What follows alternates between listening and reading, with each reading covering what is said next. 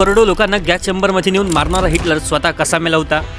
29 April 1945 दुपारी 3 वाजता जर्मनीमधील जवळपास प्रत्येक शहरावरती रशियन सैन्याने ताबा मिळवला होता.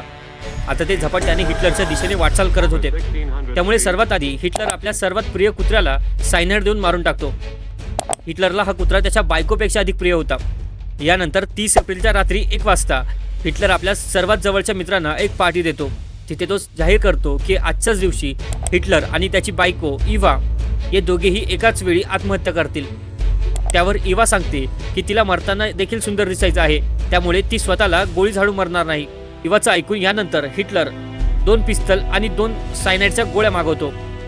त्यामुळे की जर काही अपघात झाला किंवा कॅप्सूलचा काही परिणाम झाला नाही तर त्याच्याकडे बॅकअप असावा. अखेर सुमारे 6 वाजता ते दोघे एका खोलीत जातात. हिटलर स्वतःला गोळी मारतो आणि इव्हा सायनाइड खाऊन आत्महत्या करते.